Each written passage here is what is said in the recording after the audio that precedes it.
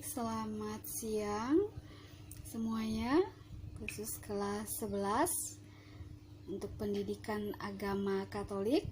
Kita mau mulai pembahasan dari bab 1, arti dan makna gereja.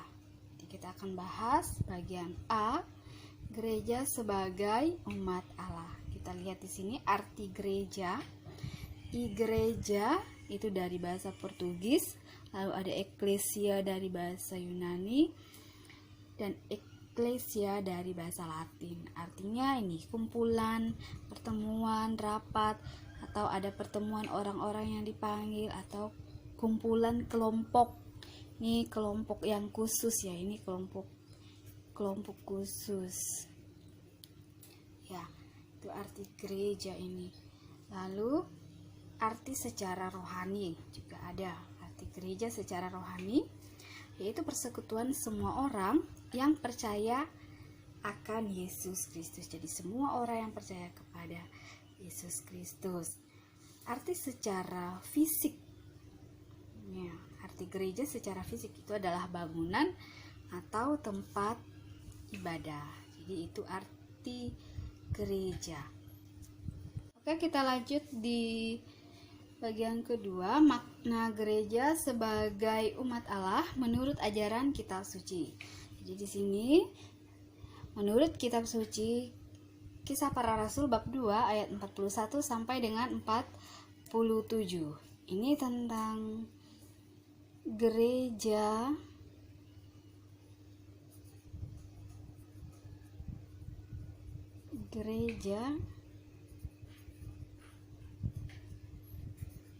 adalah persaudaraan.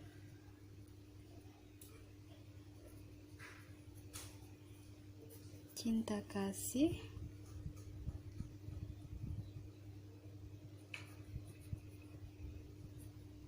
seperti hidup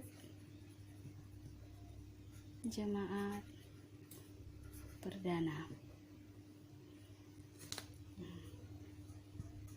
Di dalam 1 Korintus bab 12 ayat 7 sampai 10 itu mengenai hidup mengumat. Jadi dalam hidup mengumat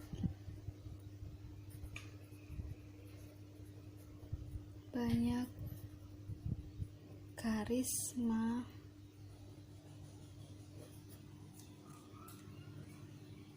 dan rupa-rupa karunia.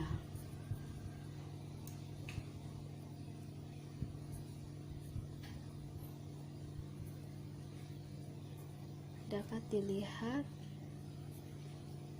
diterima, dan digunakan.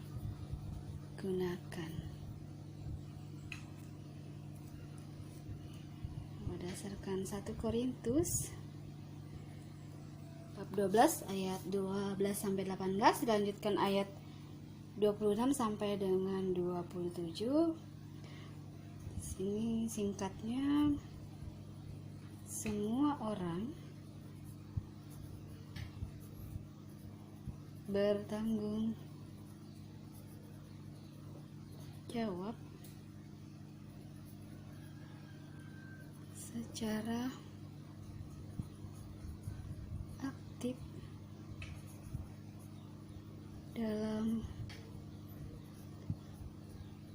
fungsinya masing-masing.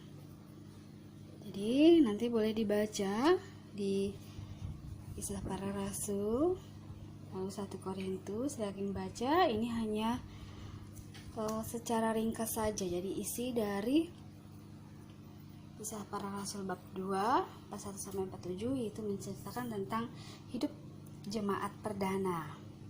Lalu di Korintus ini juga tentang hidup jemaat pada saat itu, dan di sana mereka punya banyak karisma dan rupa-rupa yang bisa digunakan untuk perkembangan umat. Begitu juga 1 Korintus 12 ayat 12 sampai 18, ini semua orang bertanggung jawab secara aktif dalam fungsinya masing-masing. Nah, yang ketiga, hakikat dari gereja sebagai umat Allah. Hakikatnya adalah umat Allah adalah pilihan dan panggilan dari Allah sendiri. Umat Allah punya misi tertentu, yaitu menyelamatkan dunia. Hubungan Allah dan manusia dimeteraikan oleh satu perjanjian, dan umat Allah sedang berziarah di dunia. Itu hakikat gereja sebagai umat Allah. Jadi kita sebagai umat Allah. Nah, yang keempat, dasar dan konsekuensi gereja sebagai umat Allah. Dasarnya adalah persaudaraan dan cinta kasih. Ini berdasarkan kitab suci ya. Ini berdasarkan kitab suci Kisah Para Rasul. Kisah Para Rasul bab 2 ayat 41 sampai 47. Dilanjutkan bab 4 ayat 32 sampai dengan 37. Jadi nanti silakan dibaca. Lalu dasar konsekuensi yang kedua, karisma dan karunia harus dipelihara dan dikembangkan. Jadi ini juga berdasarkan dari kitab suci di 1 Korintus bab 12 ayat 7 sampai dengan 10. Oke. Yang ketiga, anggota gereja mempunyai bakat, mempunyai martabat yang sama. Nah, ini juga berdasarkan dari 1 Kor aja ya, 1 Korintus 12 ayat 12 sampai dengan 18. Nah, ini adalah dasar dan konsekuensi gereja sebagai umat Allah. Jadi ada 3. Nah, yang kelima, konsekuensi gereja sebagai umat Allah itu sendiri apa? Di sini kita lihat konsekuensinya. Yang pertama, umat aktif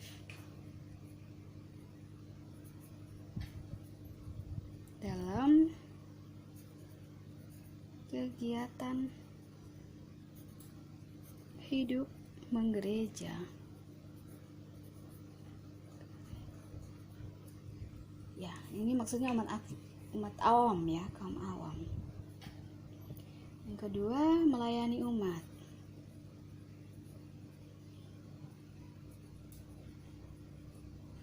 Melayani umat ini lebih kepada hierarki.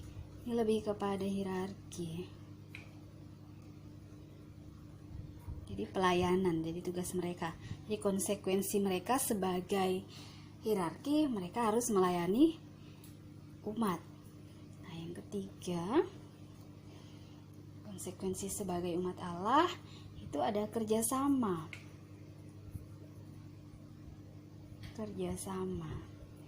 Jadi di sini kerjasama maksudnya kerjasama antara awam dan juga hierarki. Jadi bekerja sama untuk tugas pelayanan gereja. Oke.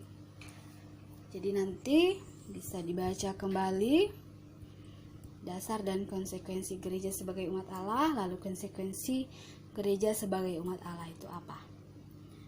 Oke, sekian pelajaran kita untuk bab pertama bagian A. Terima kasih.